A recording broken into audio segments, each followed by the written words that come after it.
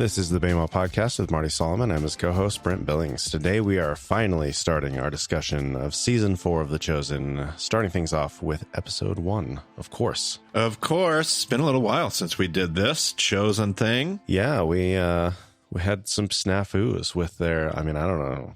I assume it probably comes down to money, but who knows? Yeah. Some sort of legal dispute they had and delayed their streaming thing. I originally saw these episodes. I saw all of them way back when they were in theaters in February because I thought as soon as the theatrical run is over, they're going to start streaming these things and we're going to get right on it. And we're going to do all that before our summer travel season gets busy. And then no episodes available. And so we had to put things off. And people have been asking. People have been saying, hey, are you guys going to do it? Are you going to do it? Are you going to do it? Where is it? Where is it? Where is it? Here it is. So this, I guess, is my formal apology. I don't know. Well, you're nice. Whenever you say that, I just keep thinking of Conor McGregor in the back of my head. I'd like to take this moment to apologize to absolutely nobody. I just want to say from the bottom of my heart, I'd like to take this chance to apologize to absolutely nobody. I'm just kidding. I'm just kidding. I love you all. Things happen. We didn't get to it as soon as we wanted to, but here we are. Old reliable, ready to talk about it. How did you approach the season, Marty? Have you only seen these recently, or did you see them in theaters, or what did you do? Brent, I have to, you're making me tell the truth here. I've actually only seen the first 2 episodes of the season so far. I just started watching them a few weeks ago with my family, and my family's schedule's been crazy. My son's in football. We haven't had the nights. We've had company. So I need to keep watching them. I'm almost watching this season in real time as we record this. Well, I actually really like that. I was hoping you would say that, in fact. Oh, yeah. Well, I don't even know where we're headed yet. I don't even know what's going to happen. Okay. All right. Well, it's exciting. Okay. Well, let's get into it then. Spoiler horn away. So we start off this episode back in 4 BC. We see young Mary riding a donkey. There's this skeptical couple that's wondering what her deal is. Apparently they're giving her a ride on their donkey, I guess. But they drop her off. She goes off to Elizabeth's house. Zechariah answers the door, but he can't speak, of course. So he starts writing. And then Elizabeth comes out and just drags her away. She's like, he can't talk right now. There's some comments about Mary believing there would be fulfillment, which I thought was an interesting idea. Like Mary's personal beliefs were part of what drove her. How did you read that statement, Marty? Okay, remind me of the statement again. There was some sort of comment that Elizabeth made about Mary believing that there would be fulfillment of the prophecy of a Messiah.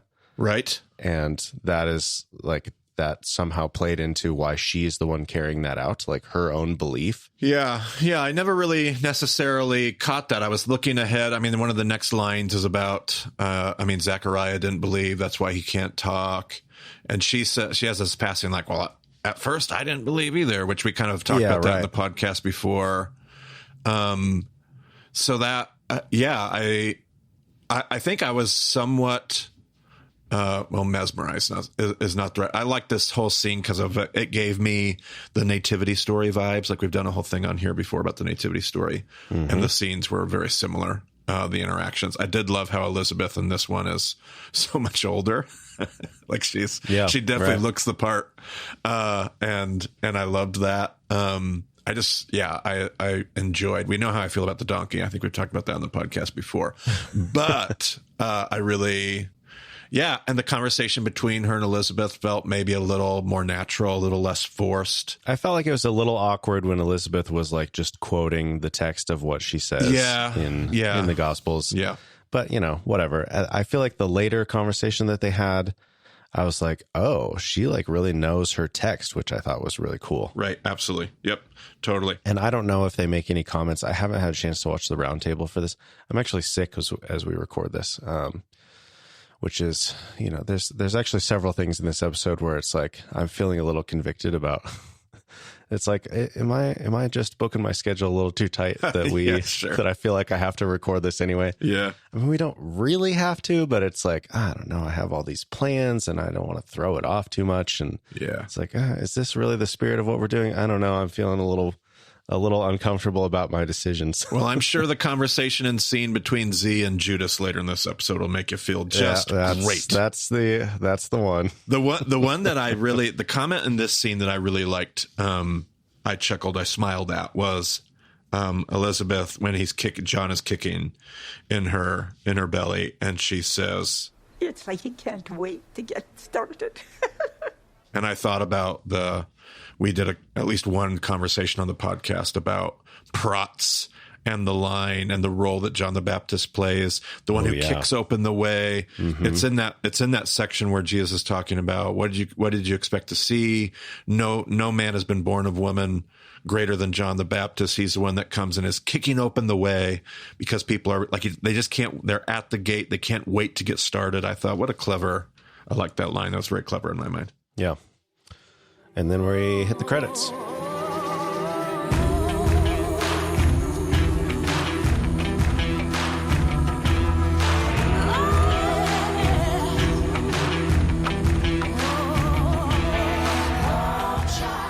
So then this next scene is a woman who's practicing some kind of dance routine. We find out her name is Salome. She has a coach of sorts whose name is apparently Kofi. I don't remember that being in the episode at all, but that was what I got from the cast list or whatever. Okay.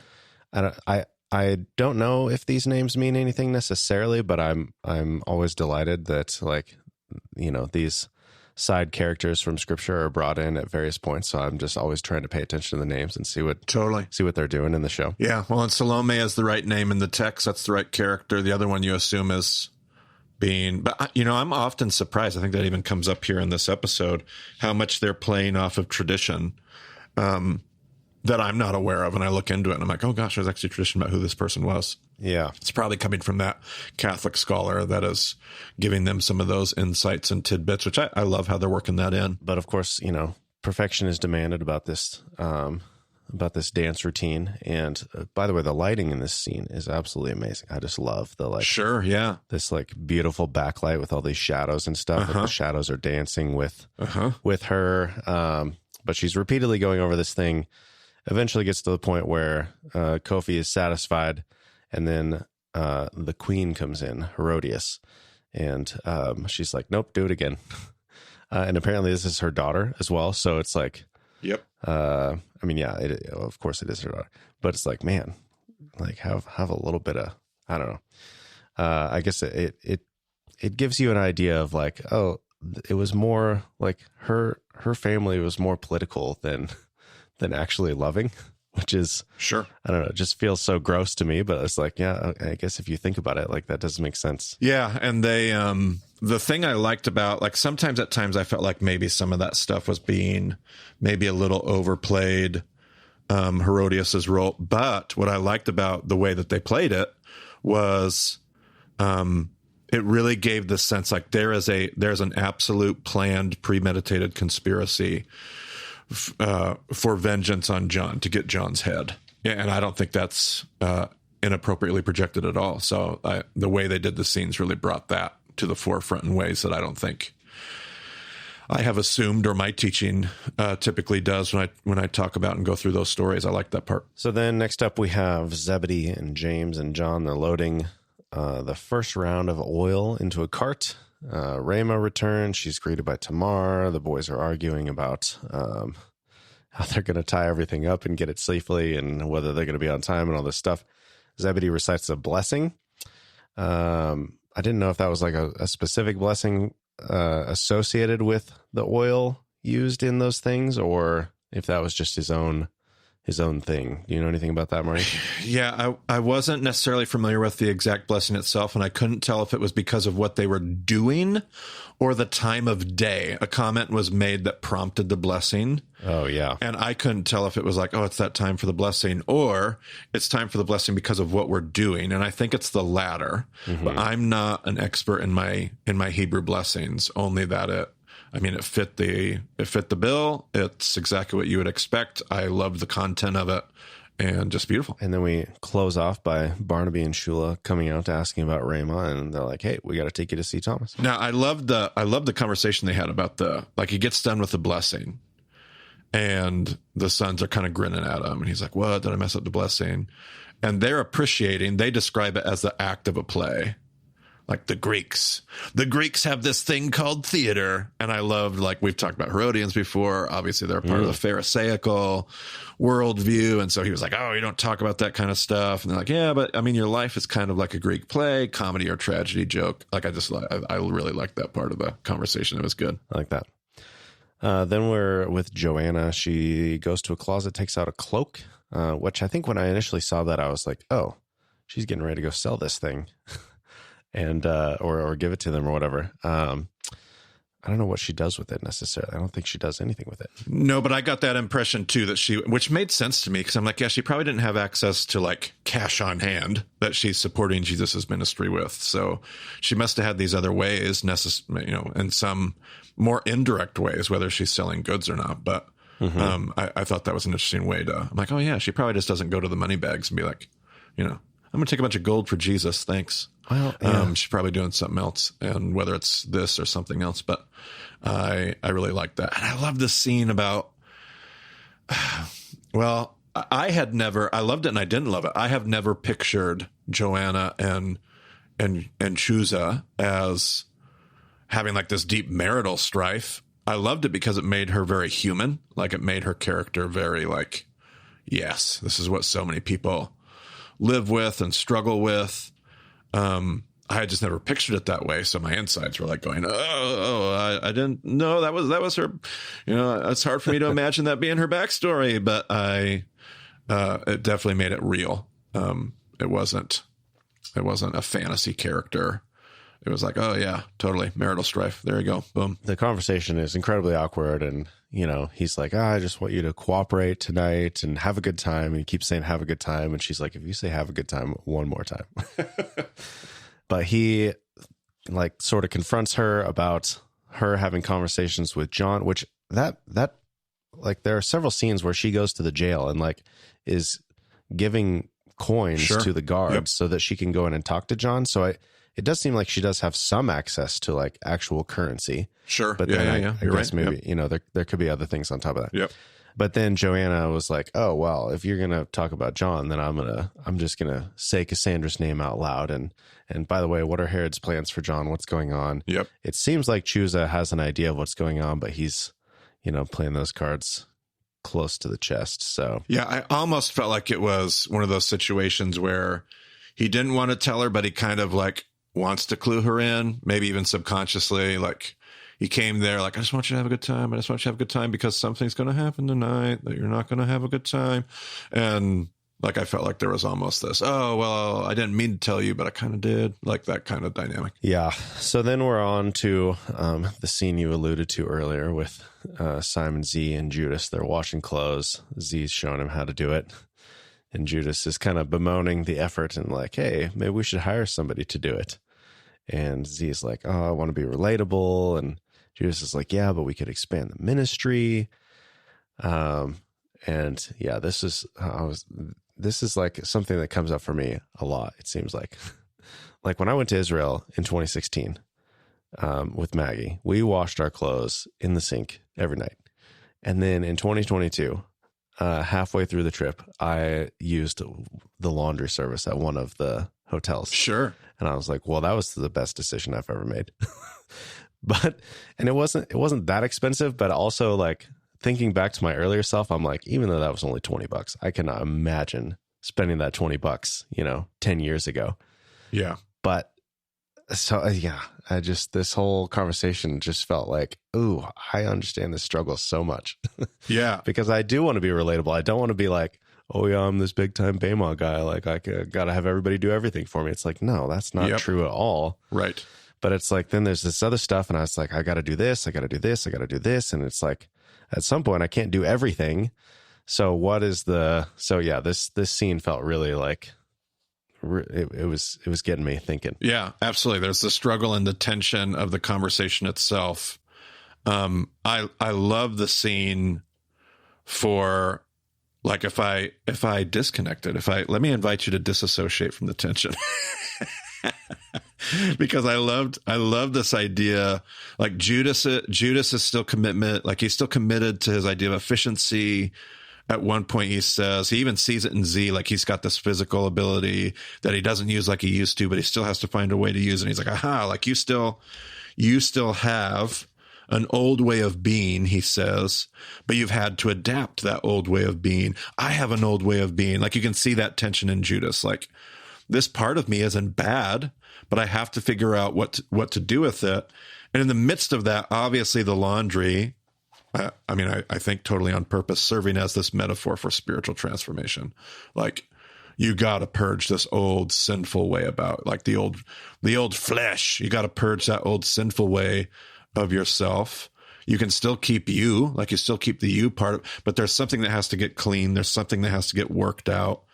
I loved that line. You are learned, but not wise. Oh, sheesh, man. And just that it just served as this huge metaphor, like at the end of the scene, and he's like, oh, it's still dirty, Judas. And you can like, we're talking about laundry, but we're not talking about laundry like at all. We're talking about something else entirely. Yeah. And then towards the end of the scene, I was like, I totally live in this tension all the time. Professionally, I'm surrounded by this, as a room with a team of executives leading a nonprofit. Like, how do we not value efficiency? It feels like bad stewardship. And yet you also need to not forget this other side of the tension, this other side of the wrestling match of what efficiency can do if that's not actually what Jesus is up to in the world.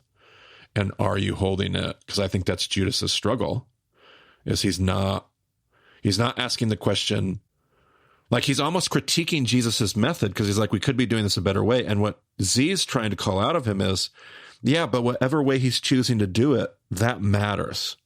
So let Jesus be rabbi, let Jesus lead, and then we got to figure out what we're supposed to learn in that. Just like you're learning how to do this laundry, you got to learn how to do this spiritually. And I thought, man, that needs to be more true. So back to your wrestling match, like that needs to be more true in my life. Well, and what Judas says at one point is like, we had all these people here, and it's like, sure, some of them don't have any money and they couldn't buy food, and we fed them, and that's great. But like some of them do have money, and if we just made a collection from like 10% of those people, and I'm like, that's almost exactly what we said when I came on as full-time Bama. I'm like, dang it. So the conviction never ends. But what I love about this scene is that Judas is just so sure that Jesus is the Messiah, and he's just like, I can't wait. Like I'm so sure of this, and we got to make it happen now because it's so good. And why can't it just be sooner? And the struggle. Yeah. And I think that's again, and we all, and this is a big Baymont talk right here. Like we often will say the point is not to resolve the tension, because a lot of these tensions can't be resolved. They're not supposed to be. Like this is the same Jesus that will tell the disciples in, say, Luke chapter 10, wherever you go, eat what they put in front of you, receive whatever they give you to eat and drink, because a worker is worth his wages. So it's always this tension. And that question is, what is Jesus leading us to do in that tension? Not what makes the most logical sense to me in that tension. I think I always try to resolve that tension by logic, reasoning, efficiency, what makes sense to me, rather than going, what is Jesus doing in this moment? Because that needs to be what resolves the tension for me. The tension won't go away. Sometimes it's going to be this, and sometimes it's going to be that. Sometimes it's going to be fundraising, and sometimes it's not going to be fundraising. Sometimes it's going to be, whatever, getting somebody to do your laundry at the hotel, and sometimes it's not. And what drives it won't necessarily be logic or a strategy or a plan, but it will be the thing that Jesus is doing in us and around us in that moment. That's helpful for me. Mm-hmm. Okay, I'm done with this conversation. We're moving on to the next scene, Marty. For your sake and mine. So then we're back with the guys delivering the oil. The crew is greeted by Jairus, and then I believe it's Akiva, the one that they've named Akiva, comes out, and he's like, no time for pleasantries. And by the way, the woman's going to stay outside because Tamara's actually with them as well. And she's like, wait a second. And James is like, no, it's okay. I'll stay with you. Like, let's not ruin this just on principle. I did love the picture of him staying with her rather than them just asking her to wait outside. He readily says, I'm going to stand here with you, in some sense of solidarity. Yep. I liked that. Really love how they played that out. But then the rabbis are quizzing Zebedee on the recipe and the details of the oil, and he recites everything. And there's a scribe there who's like checking against some scroll, and he's like, "Oh yeah, word for word." And then Akiva is reprimanding Yusuf and something about I know who your father is, and he said, let the record show that tradition is more important than practicality. And Jairus is like, yeah, that's fine, but we're going to do this anyway. Right. So I assume there's probably some things going on there that I don't fully understand, all the things that are being referenced, but it works out for the guys. Yeah, I did some research on who his father, I'm assuming that this is going to end up being Joseph of Arimathea. I did not pick that up from the beginning. It seems like everybody else I talked to did pick that up. I missed that.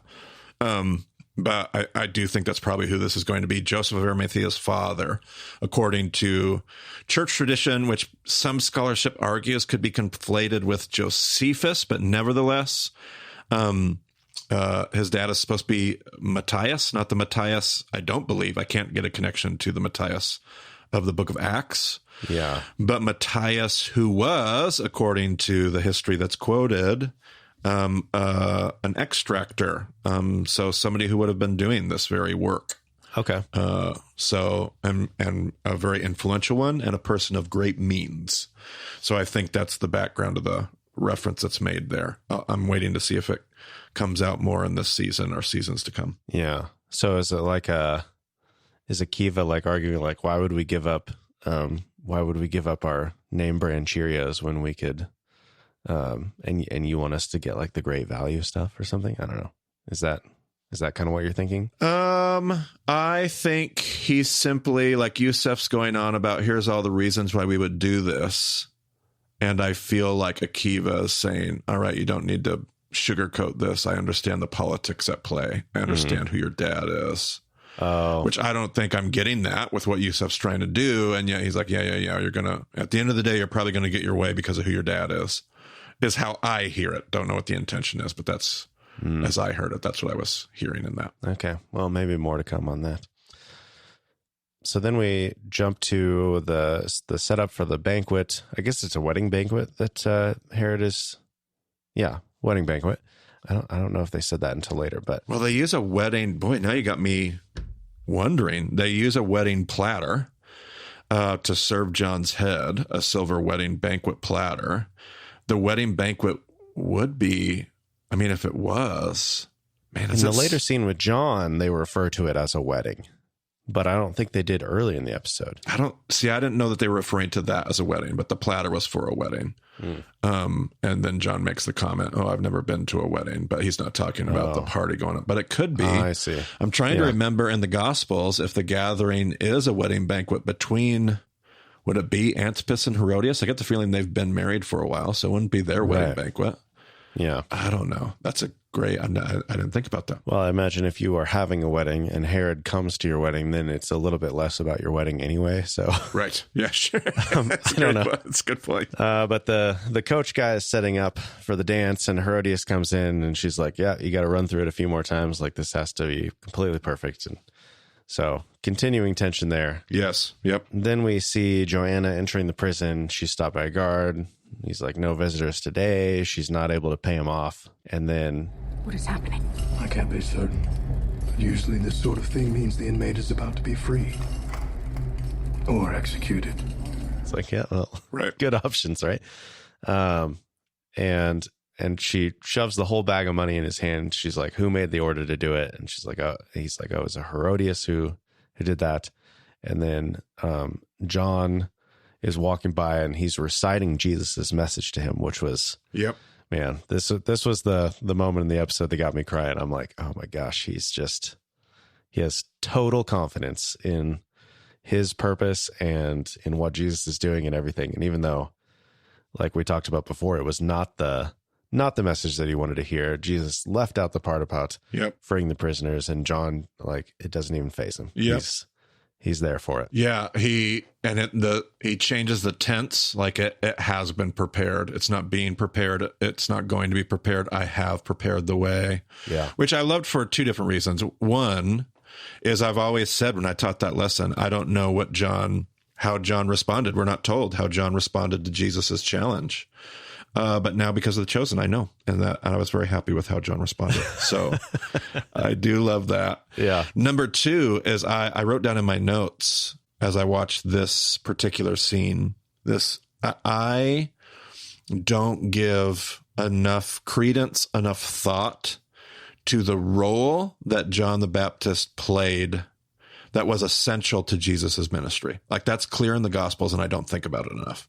Like, the Gospels are really clear that John has to come first because he has a role to play. Like we've talked before about Galatians 4:4, at the fullness of time, at just the perfect time of history, Jesus came.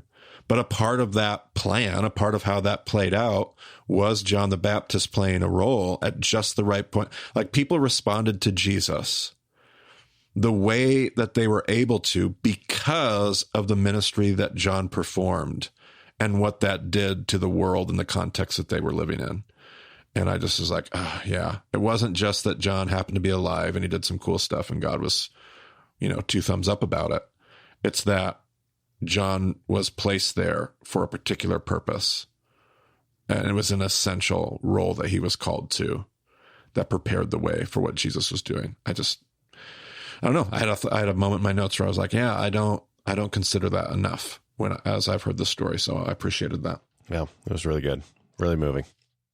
So then we have Thomas and Rama sitting on a dock, and Barnaby and Shula are watching behind them. I don't know if this is like standard practice for semi-interested couples. They're not even betrothed at this point, I guess, but everyone is like invested in their relationship, which is kind of fun. I feel like that's appropriate.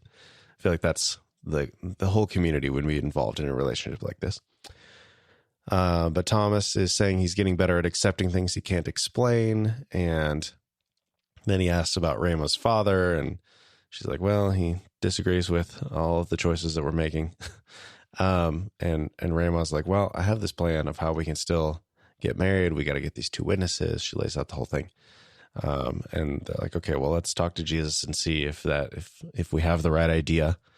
And then Thomas does this like proposal line, will you forever walk with me? And I wondered if that was like official language from something, or if that's like something that the writers of the show came up with. I assume they're basing it on something, but... Well, I mean, the language itself, it doesn't... I'm not aware of anything in particular. It is very Torah-esque language. At the same time, it's very much tailored. I wouldn't expect it to be that whole line, the whole idea of walking. Will you walk with me? The walking of faith. It's very Torah-centric. Thomas kind of veers off into his own, like, twist on it, I think. Yeah, and here's what I have about... So I talked before when we were talking about Eden and Peter. And I just wanted to see that relationship a particular way. I thought they've done a decent job in the show, like not making it super patriarchal. She's the woman, he's the man, fitting those typical roles, but also being somewhat historical in their plausibility. Well, a lot of people don't see it the way that I saw it, the Eden relationship, and they've said that on Bema Slack and other comments that I've received here and there. So, and that's okay, to each their own. What I loved about this depiction between Thomas and Rama is they're clearly not doing that. She's the one that's done all the study and research. She's the one that figured out halacha, not him. Yeah. He's kind of like, you figured all this stuff out? Like, I wouldn't even know where to be. She figured it out. She spent all the time. She knows what's necessary. She's figured out the legal rendering of what has to take place. She sees herself, and I don't think anybody would catch this, but I totally agree with how they've portrayed this. She is talking about herself as if she is a full-fledged Talmud, a full-fledged disciple of Jesus. She's not an outlier. She's not one of the women that was along for the ride in the shadows while the 12 men were the disciples. Like, it's depicting them. And in this case, in her words, she says that Jesus is the only man that can give her away because as a rabbi and her as a Talmud, he's the only one that has a higher legal status. If she's just along for the ride, if she's just a female third wheel to the real Talmudim, then that statement's not true. So this whole thing is baked in this conversation. She has, and then when he proposes to her, he affirms like who she is and her giftedness. I want you to keep reading. I want you to keep studying. I want you to keep doing what you've been doing. And I would love to do that with you for the rest of our life. Like, just the whole language and the way this was framed and the role that she plays. And Thomas is the third wheel. He's kind of the clueless theological noob in the whole thing where he's like, oh, it works like that. Oh, she's the one. And I loved that. I loved it. I'm like, boom. Maybe I'm being too gracious with the Eden relationship, but here in the Rama Thomas relationship, love it. I just loved how that played out. Love the way she leans into her character. Love the way they're portraying her voracious appetite for learning. She knows the halakha. She knows her text. She knows the traditions. She knows. Nobody else is teaching. She knows. And I'm probably overstating my case here, but I just love how they've portrayed her role in the Havurah. And I think it's beautiful. Well, and I think that's totally realistic for today, where you see all kinds of relationships where it's like, oh, you would have expected it to play out this way, but it actually started with this nudge from the other side where you weren't expecting it. And so like that, I think that's a very relatable story for a lot of people. Yep. And then, the scene concludes with Shula scolding them for holding hands, which, I mean, I don't even know if holding hands, like that's pretty extreme language. They had barely made contact. And she's like, hey, wait a second. Yep. But then we cut to the party. We see Herod Antipas there. We see Herodias. We see Chusa and Cassandra. We see an empty seat for Joanna, presumably. Yep. And initially I thought that she had just not shown up to the party, but I think they're just kind of like, they're kind of mixing up the timeline a little bit at this point. Because it seems like from later in the episode that Joanna is completely aware of everything that happened. Or maybe she was making the assumption, but I get the impression that she was there. But then we see her traveling by night. She's reciting prayers. And then we see they quiet down the party. Salome steps up, begins her dance. Chusa and Cassandra are kind of gossiping about what Herodias' angle might be on the whole thing. Salome ends with like these flips, which there were so many cuts. I was like, oh man, they couldn't, I don't know if that was like, they just didn't have the right look and feel to it, or if that was a timing thing or whatever. But I was like, man, I wish that would have been one shot to see her actually do that flip. But I'm assuming it was like multiple flips put together. I don't know. Beside the point. But she does end with a bow. But unlike in her practice, she maintains eye contact the entire time. Yep. And Herodias is like, that's not what, like, she's freaking out, like thinking the whole thing's ruined. And he just sits there and he's like, okay. And he starts clapping and does the offer of anything up to half my kingdom. And she whispers in his ear and he stares ahead blankly. So it's like, okay. Yep. Again, that reminds me of the, like, next thing to walk through this door, we'll slaughter it. And whoops. Oh, wrong thing. Yeah, you can have anything. Oh, wow. I wasn't expecting that. I was expecting a couple bags of gold or something. Which doesn't he... In the scene, I'm trying to remember. I remember making a comment to my family when we watched it. He basically makes the offer to her personally. Almost, it's not a whisper, but he says it to her in a way that I didn't feel like the room would hear it or something like that, right? Am I right? Yeah, I could see that. I don't know that I necessarily thought of it that way. Yeah, the central point of that is he has to make a big public proclamation because now his hands are tied. He's just offered her up to half the kingdom. And I felt like when the scene that I watched, he was like, talking to her and nobody else would have caught it. But in the story, I feel like he has to say it to the whole room because then she makes her. And then maybe it's just the fact that maybe she whispers it to him. Maybe that's what it was because she leans forward. Yeah, she definitely whispers to him. I think maybe just because the entire room is completely quiet. Right. They're waiting for his reaction. Right. They're waiting to see if he's pleased with the dance or whatever. But she has to make that proclamation publicly or... Like that it can't be a whisper. She has to say it out loud or his hands aren't tied as the story tells it. Yeah. Like the story tells it. He now has to go. He doesn't want to behead John. He likes John, but now he has to because he would lose face if he doesn't do what she said. Yeah. So everybody has to hear his promise and her answer. Yeah, and that was something from the earlier scene with Chusa and Joanna, where she's like, what is Herod's plans with John? And she was like, oh, come on, he loves John. He's entertained by his antics or whatever. Yes, which is not just Chusa saying that. That was, according to the text, literally how it was. We're getting all these cuts back and forth where we have the flashback to John's, what do you call it, christening? Blessing? Brisk. His presentation as a baby, where this is cross-cut with John being led out of the prison to the execution chamber. We see Jesus tending a fire. And this is where I'm like, the timeline is really getting kind of mixed up here, because like John's asking, this is where he asked about the silver plate. And this is what made me think that it was a wedding, because John laughs and he's like, I've never been to a wedding, but I'm about to go to one. But he could be referring to multiple things, of course. Yeah, they make a statement that it's the silver platter used only for weddings, is I think what prompted that comment from John. Yeah. They're like, this is a silver platter. The king uses this, but king basically only uses this for weddings. So Joanna's still traveling as the sun's rising. I believe, so Jesus refers to the guy who approaches him as Avner, but is that the same guy who was at John's brisk? No, I don't believe so. I did have that question, but I'm almost positive it's not the same guy, because that would have been an older. Yeah. Well, I mean, I don't know. He looked similar, and I forgot to look it up. I don't know. I don't know if they were making a connection there, but it seems like, somebody who's that involved, because John being Jesus's family, it's like, okay, whoever is like performing that ceremony is probably going to be close to the family, is the kind of person that you would want to have like go and tell that kind of news. Right. But, Jesus, he gets this news, he tears his clothes, slams his fists on the ground. This is the other tearful moment of the episode for me. Yeah. And back with John, he's looking out the window and like the light is getting brighter and he sees this lamb there. Yeah. I love the name flashback. It seemed to foreshadow again. There's a lot of foreshadowing of John's character. Mm-hmm. Earlier, I talked about he can't wait to get out. He's ready to get started. And the name, it was like, this is somebody who's not going to follow tradition. This is somebody that's going to push the envelope.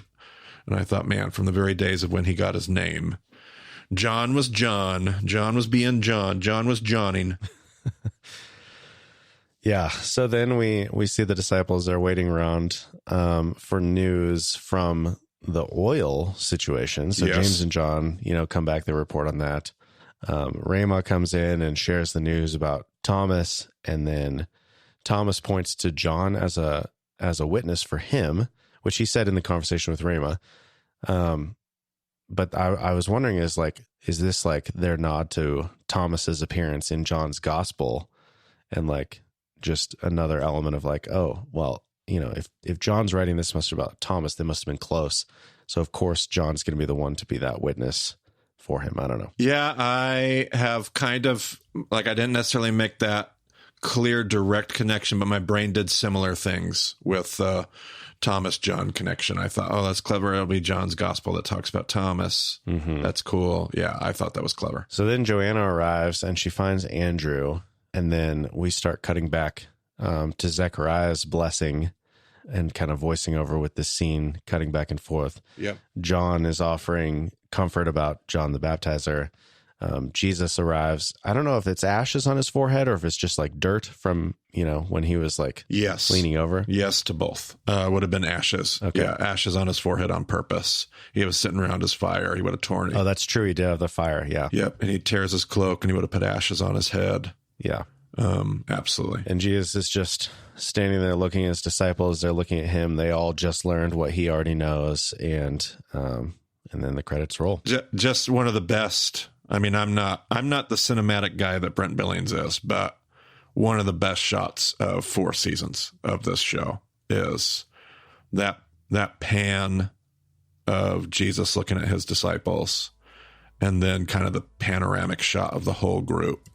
And you just kind of get this sense like we know where this story is now on an uninterruptible course to where we know it's headed. Like, we know, like, I had just gotten back from Turkey as I rewatched this. I watched it right before I left, and it had an impact on me because I was getting ready to go to Turkey. I know some of the stories of some of these disciples and some of these characters that we'll end up talking about in Turkey. And then I rewatched it for this commentary today, just now a few days since I've gotten back from Turkey. And just, like, I couldn't help but seeing that shot and knowing where they're going to go on Jesus's journey to the cross, but then knowing where this is going to take them beyond that, after that. And that was a great shot because of what it represents, the community that's forming, but also the future that we know lies ahead of them. I was just like, whoa, that was the shot that got me even more than the John storyline, which was already getting me. That shot was so well done. Yeah. I was like, oh gosh, gut wrenching. So good. I think that Jesus only has a single line of dialogue in this entire thing when he greets Avner as Avner approaches. Yep. And yeah, nothing in this closing scene. And like, I mean, Jonathan Rumi as an actor is just incredible. The way he shows the compassion and shows the grief about John, like, all in one. Yep. Like, he's just, I felt every bit of that. Yep. Okay. Well, that does it for this first episode. Pretty good. Season 4 starting off heavy. Not leaving anything to be desired. Nailed it in season 4, episode 1. Okay. Well, I don't think we have anything that we're adding to the show notes for this episode. I guess we did make a reference to, what was the one thing we said? We've talked about this before in the podcast. I can't remember. If I can find that as I'm editing, I might add that link in. But of course, everything you need to find about the show will be at betamoddeception.com. You can use the contact page to get in touch with us. You can check the map if you want to be involved with a group, if you want to support our work. Everything we do is made possible by listeners like you, whether that's 10% of you or whatever it is. Conviction aside, we are so thankful for all of that support. So thanks for joining us on the Bama podcast. We'll talk to you again soon.